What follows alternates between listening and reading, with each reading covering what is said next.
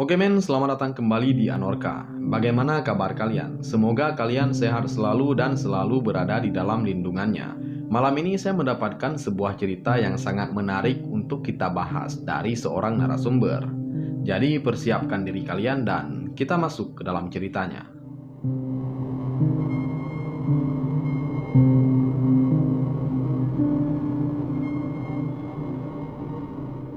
Dinda tinggal di sebuah kampung yang tidak terlalu terpelosok. Bahkan jarak rumah Dinda dengan jalan penghubung antar provinsi hanya sekitar 1 kilometer saja.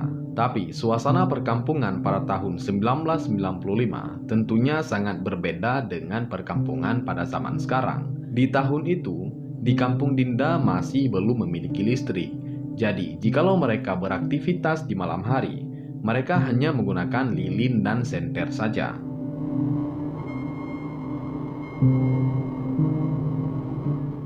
Dinda dan kedua orang tuanya tinggal di sebuah rumah panggung, rumah khas pedesaan pada zaman dulu. Dan pun rumah Dinda ini terletak di pinggiran kampung. Di samping kanan rumahnya berbatasan langsung dengan kebun masyarakat. Sedangkan di samping kiri itu ada dua rumah yang jarak per rumahnya sekitar 50 meter.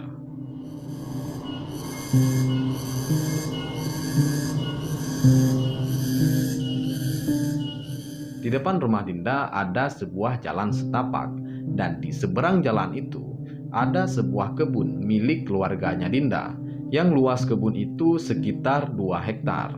Ayah Dinda selalu memperingatkan dia supaya jangan pernah masuk ke dalam kebun itu, apapun alasannya.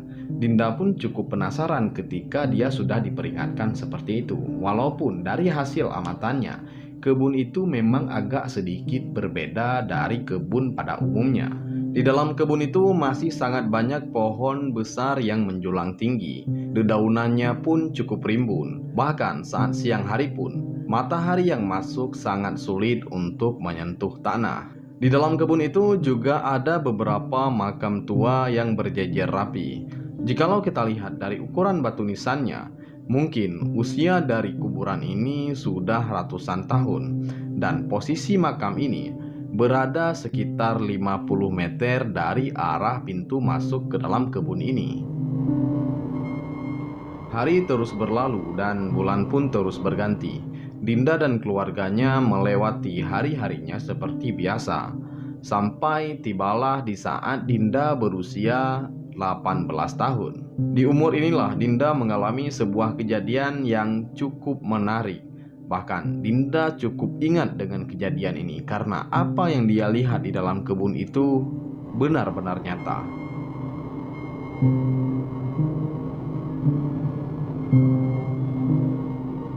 Jadi ceritanya di suatu malam, Dinda sedang duduk seorang diri di teras rumahnya sambil membaca buku. Sesekali Dinda melihat ke dalam kebun itu. Dia masih cukup penasaran dengan larangan ayahnya. Bahkan rasa penasaran itu dia simpan dari kecil sampai dengan dewasa. Kemudian Dinda mengambil beberapa batu yang terletak di depan rumahnya. Saat itu Dinda mengambil sekitar 7 batu. Dinda dengan iseng melempar batu itu ke dalam kebun secara random. Tapi di lemparan yang kelima, Dinda mendengar seperti batu itu jatuh di atas kuburan yang berada di dalam kebun. Beberapa detik setelah batu itu jatuh, Dinda melihat seperti ada cahaya kunang-kunang yang muncul begitu saja, hingga cahaya kecil-kecil itu berkumpul membentuk sebuah wujud yang tingginya sekitar 2 meter. Menurut pengakuan Dinda, dia bisa memastikan kalau wujud yang dia lihat waktu itu bukanlah manusia, tapi wujud itu terlihat seperti lampu jadul yang bentuknya sangat besar. Wujud itu hanya mengeluarkan cahaya di sekitarnya saja. Dinda tidak merasa ketakutan sama sekali karena apa yang dia lihat itu benar-benar cukup indah. Dinda melihat cahaya itu dengan fokus beberapa saat. Kemudian dia memanggil ibunya. Saat ibu Dinda datang, cahaya itu masih ada di sana. Tapi Lama-kelamaan cahaya itu mulai meredup dan kemudian menghilang bagaikan asap yang tertiup oleh angin. Dan kejadian itu adalah awal dari beberapa kejadian yang akan Dinda alami di malam-malam berikutnya.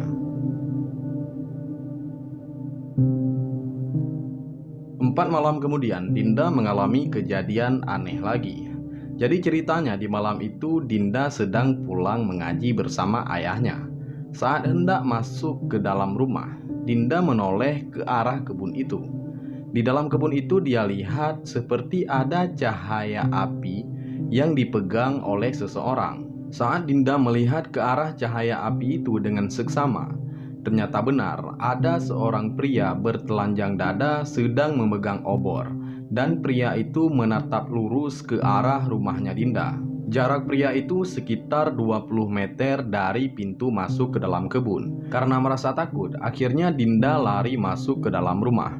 Setelah berganti pakaian, Dinda mencoba mengintip di balik jendela untuk melihat apakah pria itu masih ada di sana ataupun tidak. Betapa terkejutnya Dinda saat dia lihat kalau pria itu sekarang sudah berdiri tepat di pintu masuk ke dalam kebun. Dan jarak pria itu sekarang sudah semakin dekat ke depan rumah Dinda. Untuk wujud sosok itu, Dinda tidak bisa melihat wajahnya secara jelas. Tapi Dinda cukup yakin dari postur badannya kalau itu memang seorang pria yang sedang memegang obor.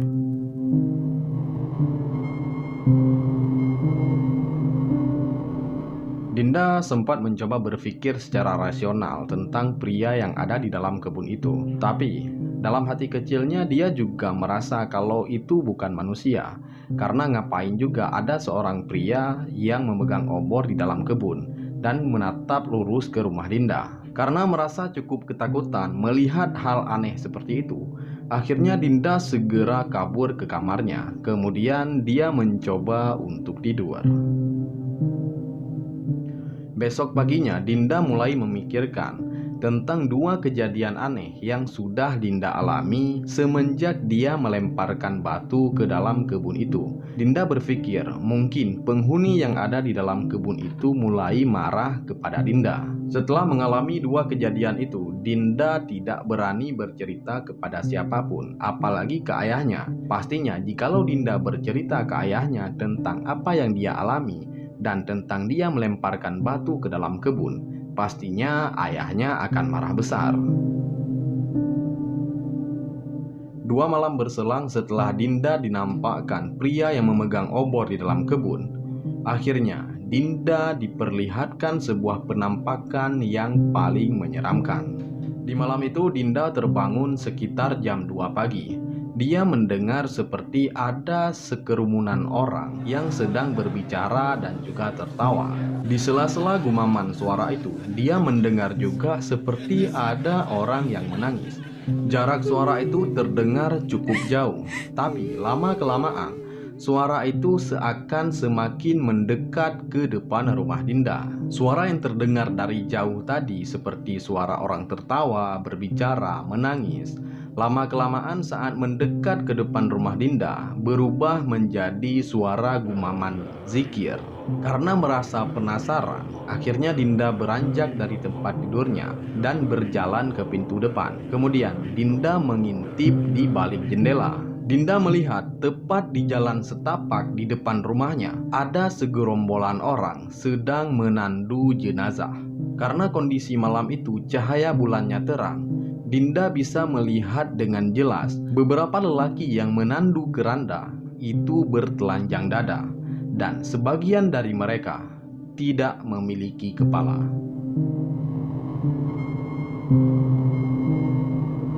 Dan yang paling bikin Dinda syok dari apa yang dia lihat, keranda itu dibawa masuk ke dalam kebun. Sontak setelah melihat penampakan itu, Dinda langsung menangis cukup keras sampai ayah dan ibunya terbangun. Ketika ayah dan ibunya terbangun, Dinda langsung meminta untuk tidur bersama malam ini. Ayah dan ibu Dinda cukup penasaran kenapa putrinya di tengah malam menangis menjerit seperti ini. Apa yang dia lihat? Sambil menangis, Dinda hanya mengatakan, "Besok saja saya bercerita, ayah. karena sekarang saya masih merasa cukup ketakutan." Besok paginya, Dinda langsung sakit. Dia tidak bisa bangun dari tempat tidurnya. Dan pun, demam Dinda cukup tinggi, sehingga ayahnya pun mulai khawatir. Akhirnya Dinda mulai bercerita ke ayahnya bahwa dia pernah secara iseng melemparkan batu ke dalam kebun itu saat malam hari. Semenjak itulah Dinda mulai diganggu dengan penampakan cahaya aneh, orang bertelanjang dada yang memegang obor, kemudian sampai dengan orang menandu jenazah pada malam tadi. Setelah mendengar cerita Dinda, akhirnya ayah Dinda pun mulai menjelaskan kenapa ayahnya melarang dia untuk masuk ke dalam kebun itu. Di dalam kebun itu ada penghuni gaib yang sudah menetap di sana cukup lama. Ayah Dinda kemudian bercerita, "Dulu ayah pernah berkebun di dalam kebun itu dan mengalami beberapa kejadian aneh. Saat masa awal ayah berkebun, kan ayah membersihkan kebun itu dengan memotong beberapa ranting pohon yang kemungkinan akan mengganggu tanaman ayah. Malam harinya ayah bermimpi didatangi oleh beberapa pria. Di dalam mimpi itu ayah seakan dijemput dan dibawa masuk ke dalam kebun. Ayah melihat di dalam kebun itu ada sekitar 5 rumah adat panggung yang berjejer rapi. Ayah juga melihat ada beberapa anak-anak sedang bermain dan juga ada ibu-ibu sedang duduk di bawah rumah seakan menyambut ayah. Mereka kemudian memperkenalkan satu persatu pemilik rumah ini dan memperingatkan ayah supaya kalau berkebun nanti di sini jangan sampai dikotori dengan hal-hal yang bisa merusak keseimbangan alam. Pokoknya inti yang ingin mereka katakan adalah mereka ingin ayah tahu kalau mereka ada di dalam sana. Jadi ayah jangan sampai mengganggu ketenangan mereka. Saat berkebun, ayah juga ada beberapa kali didatangi oleh anak-anak yang ayah lihat di dalam mimpi itu. Mereka hanya tersenyum dan setelah itu menghilang. Padahal itu siang hari loh. Ayah juga mengalami satu kejadian karena terlalu sibuk menanam sayuran. Jadi ayah lupa kalau azan zuhur sudah berkumandang. Setengah jam kemudian ayah bergegas keluar. Tapi ayah disesatkan di dalam kebun itu. Mata ayah seakan dikaburkan untuk melihat pintu keluar. Ayah hanya melihat di sekeliling kebun itu seakan tertutup pohon-pohon yang cukup besar. Ketika ayah mencoba menerobos pohon-pohon itu, tapi tetap tidak bisa melihat pintu keluar. Sampai akhirnya saat hampir menjelang maghrib, baru terlihatlah pintu keluar. Dan sejak saat itu, saat azan zuhur pokoknya ayah harus keluar dari sana. Dan habis sholat, ayah baru melanjutkan pekerjaan lagi. Ayah sebenarnya tidak tahu bagaimana sejarah dari kebun itu dan makam siapa yang ada di sana. Tapi yang pasti, kita sebagai sesama makhluk Tuhan harus saling menghargai dan tidak mengusik satu sama lain, sehingga kita bisa hidup berdampingan dengan mereka tanpa ada yang merasa dirugikan. Setelah mendengar cerita ayahnya, akhirnya Dinda paham. Dan dalam hatinya dia meminta maaf atas apa yang telah dia lakukan. Beberapa hari kemudian Dinda pun sembuh dan dia tidak mendapat teror lagi dari dalam kebun itu. Dan sekarang Dinda sudah bisa melanjutkan hidupnya seperti biasa. Sedangkan kebun itu tetap masih menjadi misteri tentang siapa yang ada di dalam sana dan dari mana mereka berasal. Yang pasti, mereka tetap akan menjadi tetangga Dinda dari dimensi yang berbeda.